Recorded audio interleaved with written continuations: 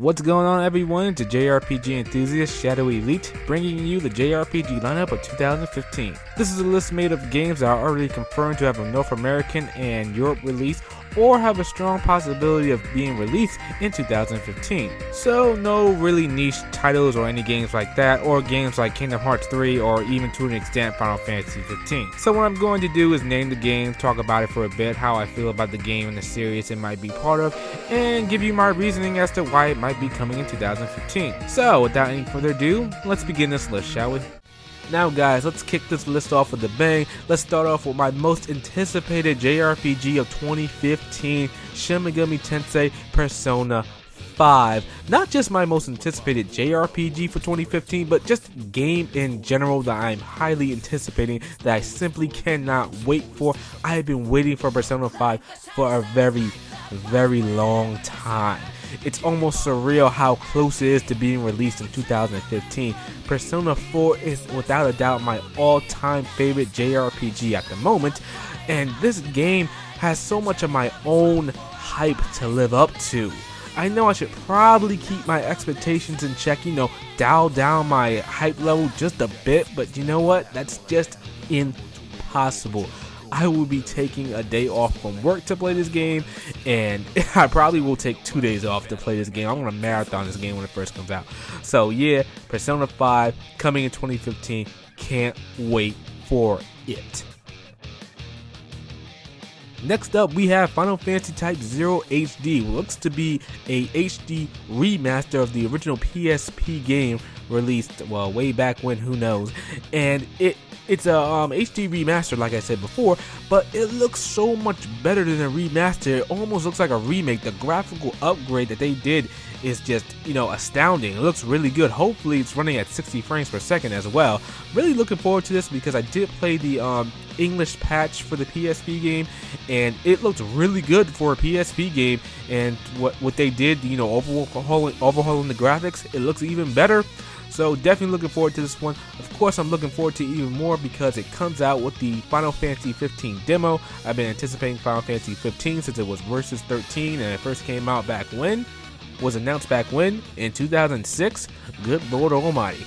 But yeah, hopefully this HD remaster is going to be good. There will be nothing wrong with it from a technical standpoint, and hopefully Square Enix isn't just depending on Final Fantasy 15 demo to sell this game. And if you want the Final Fantasy 15 demo, you have to pre-order it. Get the first print run copies because the demo will be available in a limited run. So if you get the collector's edition, you guarantee it. If you get the day one edition, you're also guaranteed as well.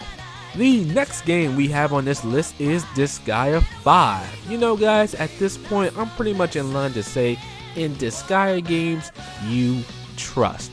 If you're looking for off the walls, crazy, over the top action and in-depth strategy RPG-ness in your game, Disgaea games are the best you can possibly get.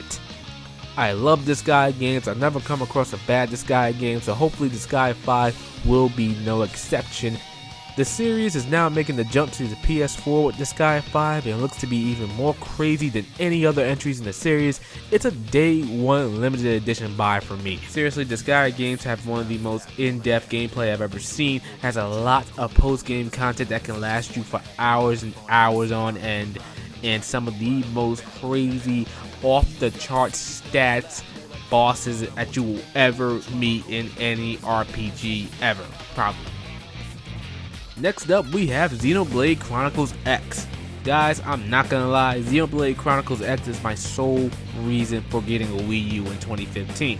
Don't get me wrong, there are other games I want to play for the Wii U, but Xenoblade is the sole reason I'm getting one. The game looks amazing from its gameplay to its graphics. The original Xenoblade on the Wii was a great experience, and the sequel seems to be stepping its game up in every single way possible. Hopefully it's running at a smooth 60 frames per second, and the story along with the characters are a treat to experience just like the first game. Next up, we have the Awakened Fate Ultimatum. It is a sequel to the Guided Fate Paradox, a roguelike JRPG on the PS3. It's a game that I had a lot of trouble with beating some bosses, and it was a punishing game, but one I found to be very enjoyable in the end. I will be picking this one up easily, but I'm a little bit put off that the developers decided to go the 3D route on the graphics instead of using the 2D sprites that are reminiscent of the Disgaea games instead. So it's pretty off-putting, but I'll still buy it because I really did like the first game, even though it gave me a lot of trouble. So yeah, Awaken Fate Ultimatum, looking forward to it. The next game on the list is Tales of Zestiria. Tales games have been on the rise as of late, and Tales of Zestiria is keeping that momentum going. To be honest, when I first saw a couple trailers to this Tales game, I didn't have much hype for it, but when I saw more actual gameplay started to be revealed and surfaced, I started to look forward to it more and more. Tales games have always had a certain charm and likable quality about them for their story and gameplay, and the battle system you could always count on to be a fun, hectic, and engaging experience. Next up, we have Hyperdimension Neptune Victory 2. I've been a fan of the Hyperdimension Neptune games pretty much, except the idle one, and it's a pretty fun and crazy series about the console wars. They're definitely funny games to play, and if you don't go in expecting a really polished experience, I guess you can say, then you'll probably like them too. Victory 2 was a sequel to the last Neptune game that was released, and it was marked the series entry to the PS4. Though to be honest, I'm not really sure if this game will be releasing in 2015, but I think it might. I'm not too sure, but it might. Next up, we have Hyperdevotion Noire. Keeping with the Hyperdimension Neptune goodness, Hyperdevotion Noire is a strategy RPG spin-off from the Hyperdimension Neptune main series, and it features the best character in the Neptune series, Noire.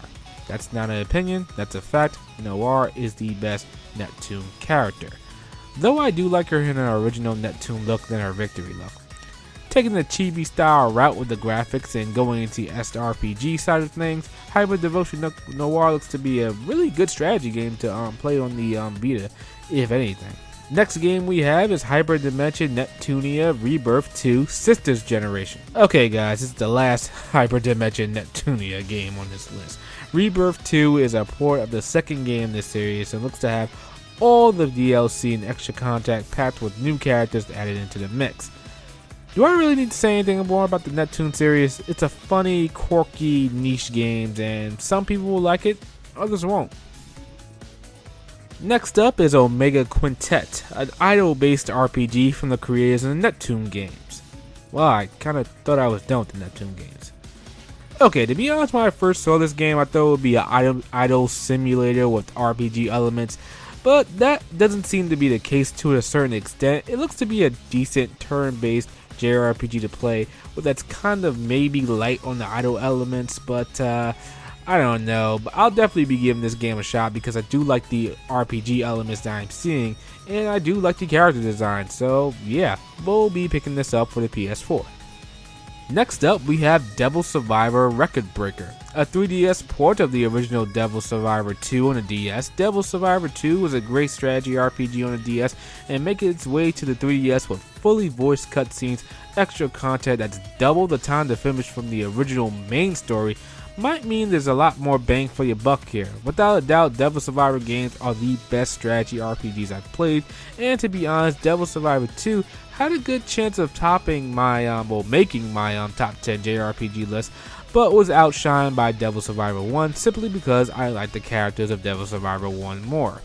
You don't need to know anything about the first Devil Survivor game in order to understand anything about Devil Survivor 2, so feel free to pick this up without any worries on that front. Devil Survivor 2, I guarantee, is a great strategy RPG and you won't be disappointed if you play it.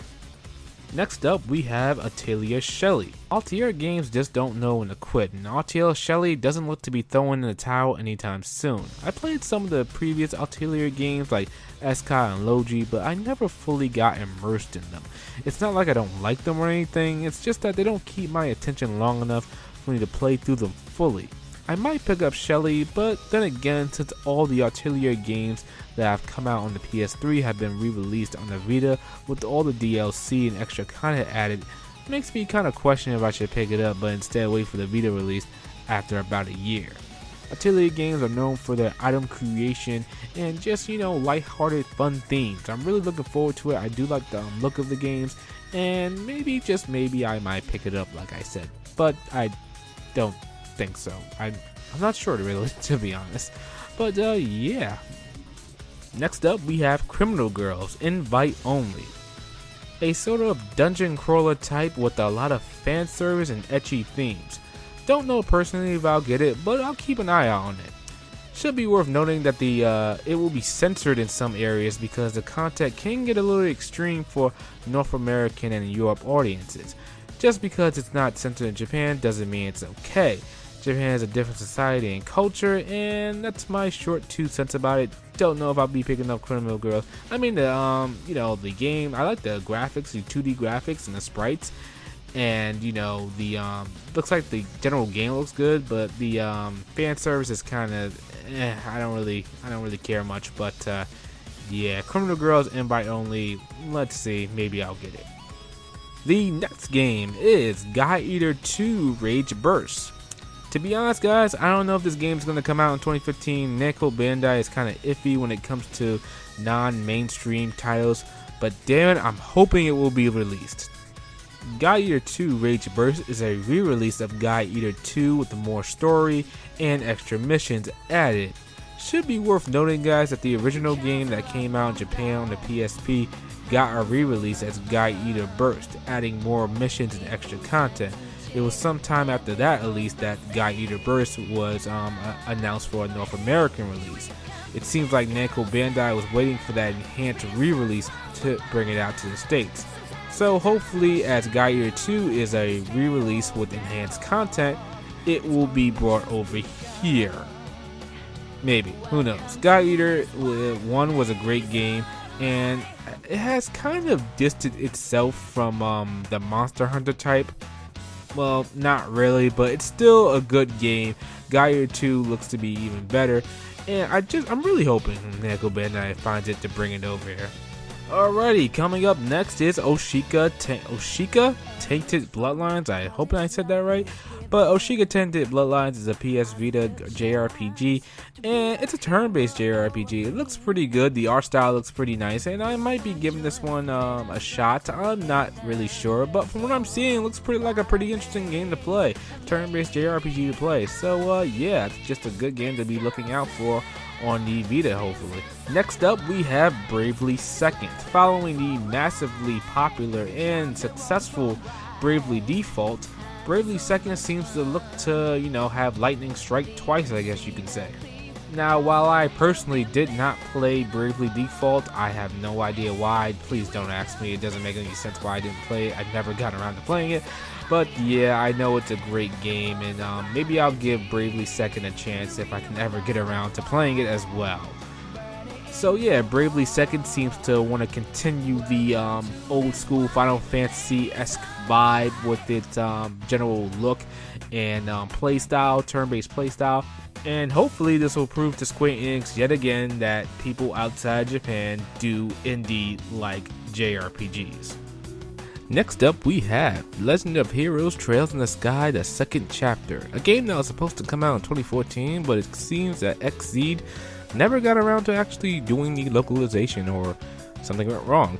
Anyway, Trails in the Sky second chapter is a sequel to the first Trails in the Sky game, and it's a game, Trails in the Sky, that I hold in very high regard for having really good storytelling and fully fleshed out characters. A very old school premise when it comes to the whole game's just general layout and the battle system that's a turn-based affair that's really good. It's like a turn-based grid-like affair. It's really good. I really do like the Trails in the Sky games.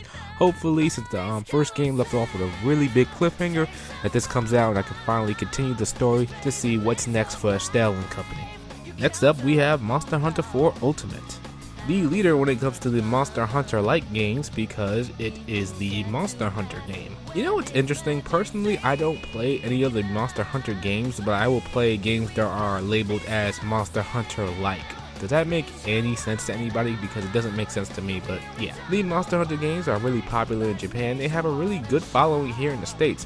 So when this comes out, you will see the pinnacle of the Monster Hunter-like games in action. And Monster Hunter games are known for facing down really huge monsters and dragons and whatnot, and gathering materials, making stronger equipment, and all that good stuff that I like in other games like Monster Hunter, but don't really care for Monster Hunter itself, because I'm not going to really get this. Does that make any sense to anybody? Because it really doesn't make sense to me. Alrighty, the last game on this list is Operation Abyss: New Tokyo Legacy. This game looks to be very much up my alley with nice anime style vibe, and it's a first person dungeon crawler scenes with a map you have to fill out. It looks pretty good from what I'm seeing, and I think I will definitely be picking this up when it releases in 2015 on the PlayStation Vita. So guys, that's all the JRPGs I have on this list. This list was made around the date it was uploaded, so I might be missing some games or games that may have just been announced. Lots of JRPGs are coming, and some of them are coming out for the PS4, PS3, and PlayStation Vita. The games I'm looking forward to the most have got to be, of course, Persona 5, Xenoblade Chronicles X, Disgaea 5, Type 0 HD pretty much for the Final Fantasy 15 demo, but not really, I do want to actually play Type 0 HD, and Tales of Zestiria. Let me know down in the comments what you guys think of this video and what are your most anticipated JRPGs for 2015. Hit that like button if you enjoyed this video, subscribe if you're new to the channel, and follow me on Twitter if you feel like it. This is your JRPG enthusiast, and I'll see you guys in my next video.